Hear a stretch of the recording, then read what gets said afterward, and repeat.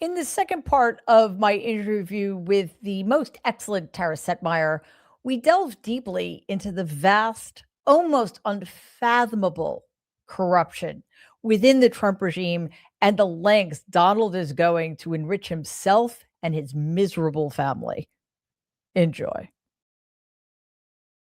Tara, so much of this is of a piece. It's all of a kind, because we're basically talking about criminality and corruption, which are the two guiding stars of the Trump regime. Yes. So let's dive in to the corruption piece of this, because it seems like the entire point, really, of Donald's getting back into the Oval Office was to protect himself from getting held accountable for his criminality and to enrich himself and his despicable little family and those in his inner circle. We have another Seneca Project video that we're going to get to in a minute, but first I want you to just do a deep dive, into some of the more egregious acts of corruption and grifting we've been seeing recently. Mary, we don't have enough time. I mean, it is so. It's a Substack Live marathon. I'm telling you, until 2028. It's true. I think the most underreported narrative of this first year of Trump's second term has been the rank corruption, the prolific amount of corruption from every corner of this administration. Yep. Every corner. There is not one part of this administration, the cabinet members, his family members, people who are working in the agencies, every part of this is touched by some level of grift and corruption.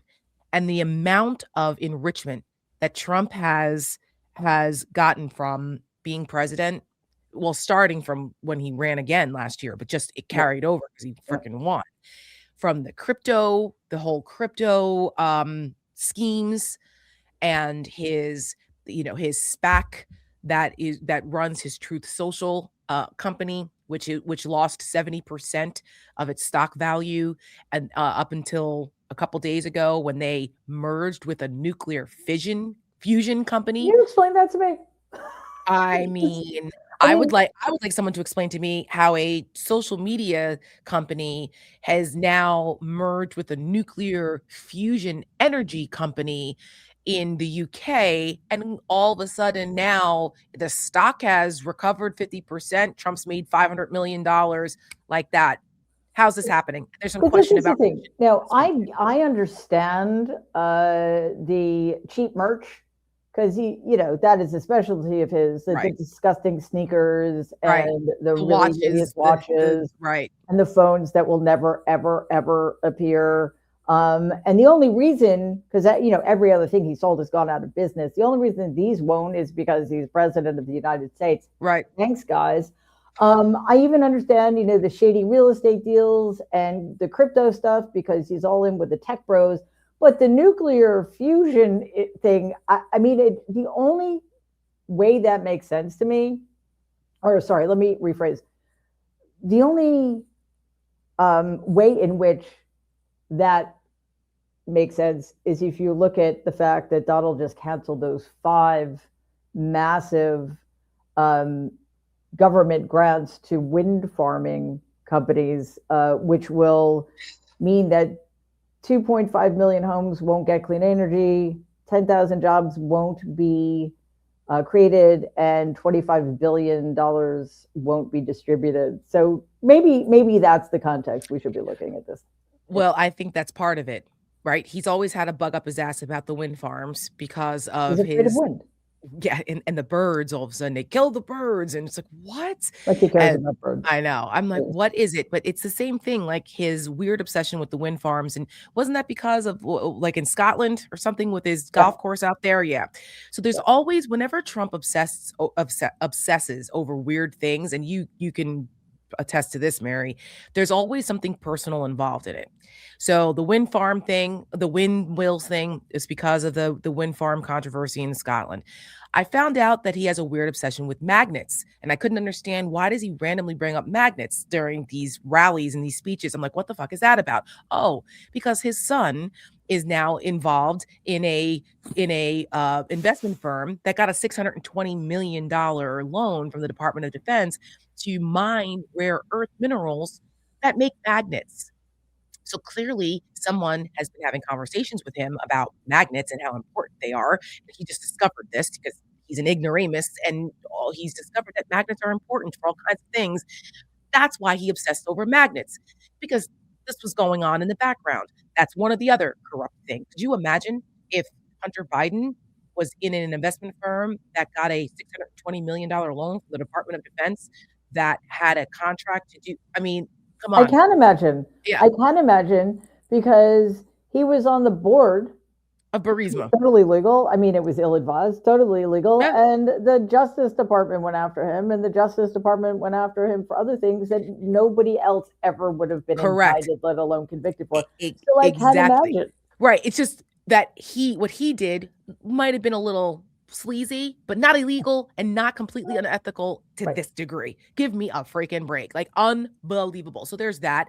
There's the whole crypto thing, which Yeah. we've, with the sovereign wealth funds of very shady countries in the Middle East, and just basically they're selling out our country to the Saudis and the Qataris and everybody else in Abu Dhabi. They're doing all these crypto deals all under the noses of the American people. Because Right. while we're getting, the fire hose of fuckery here domestically every day, they're out there making all this money, billions of dollars with shady deals, selling out our country. Now, the fusion thing, I said the same thing, Mary. I'm like, what the hell? Oh, that also is tied back to tech bros.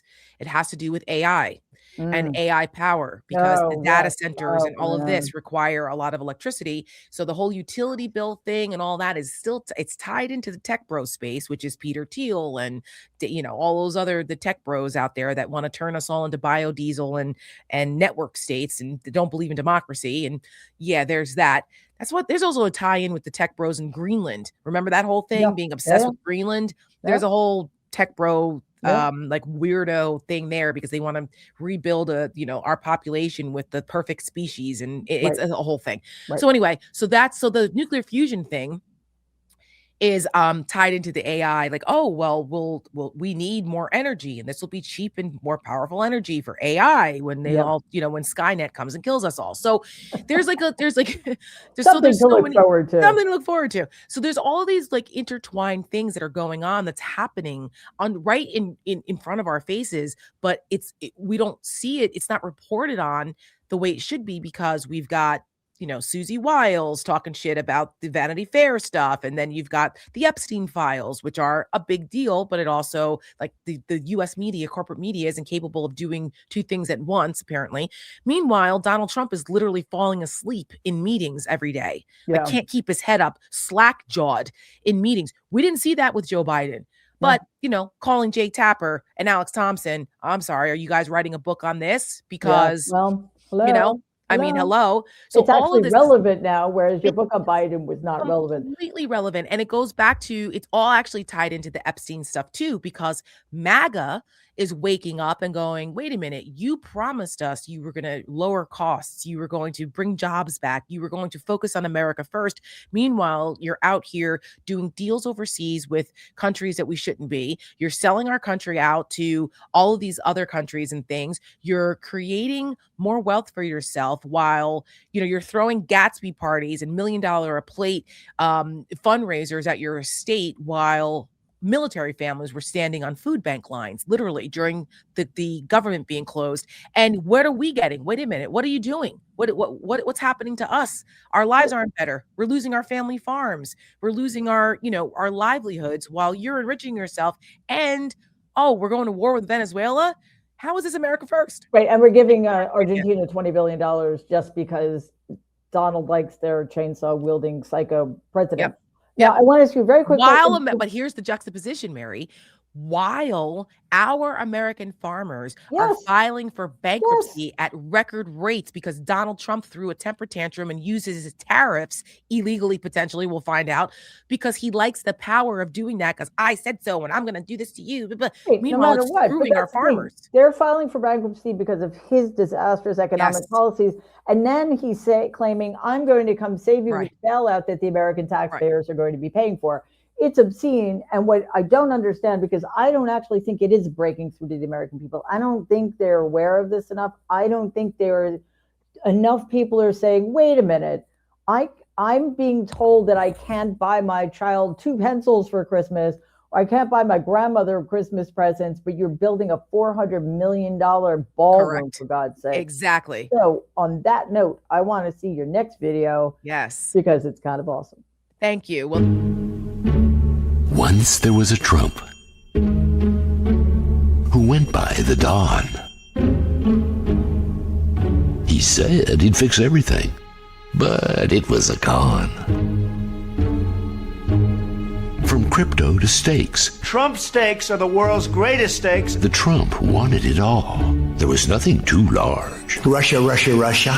And nothing too small. All Americans need a Bible in their home, and I have many. The profit from tariffs went to the few. Our pockets left empty in red states and blue. You can give up certain products. You can give up pencils. While the Trump redecorated, encased in gold leaf. I'm good at building things. Hardworking people had nothing to eat. They use the word affordability. It's a Democrat hoax. Shoppers scoured for bargains, searching every aisle, as the DOJ paid overtime, redacting every file. Inside, billionaires made toasts to great wealth. Outside, we hoped to stay in good health. More than 15 million Americans will lose their health care. They're not concerned with people like us. Is this America? We wondered aloud.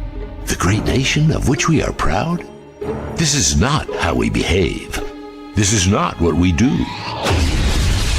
Even in times of great peril, our intentions stay true. For though our hearts may feel broken, I don't want my parents to be taken away because I am still a child. our wills remain strong. We'll rise up again. It won't be long. What do we do? Stand up, fight back! Stand up, fight back! Stand up, fight back!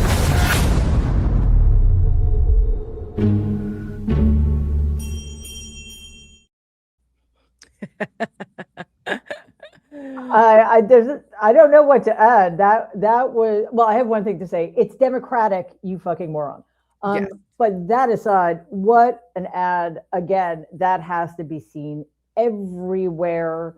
The Seneca Project is an essentially important organization. Everybody, please go to the website, support the Seneca Project. It's doing work nobody else is doing, and we need more of it, Tara. Thank you. Listen, we are a donation-run organization, and it's only from the generosity of the good people of America. Unfortunately, as much as we love our Canadian brothers and sisters, and we have a lot of supporters there, we can't take their money, but you guys can spread it. You can spread our content, because the important part of this is that people see it. And we made it. We called that the Grinch in Chief.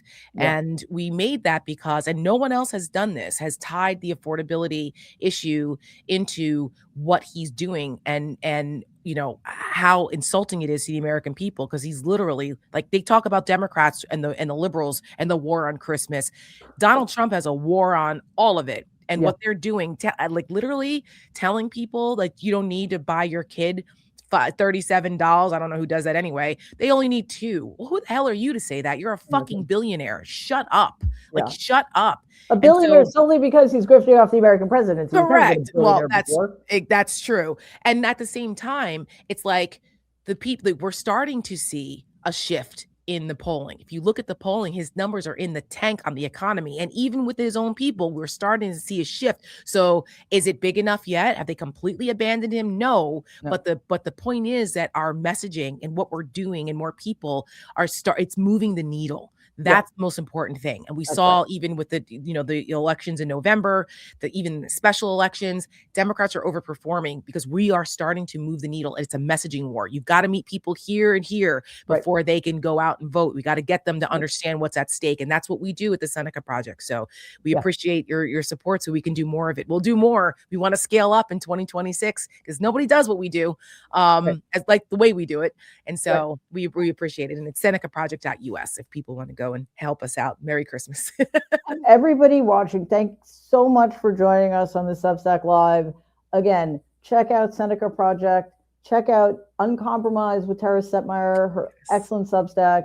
Tara, it is such a pleasure as always to see you, my friend. I'm so glad we got to hang out a little bit a couple of weeks ago down in DC. Yes. And let's just keep it going. So to you and everybody else, have the most amazing holiday. And we will see you all soon, I hope. Absolutely. Merry Christmas. Happy holidays. Happy New holidays. Year. And let's go win this. Let's go win this in 2026. Rest up. Bye, guys. Please take a second and like and share this video. It'd be awesome if you could subscribe to the channel. If you're listening to us in podcast form, please follow us and give the show a 5-star rating because it really does help other people find our content. Thanks.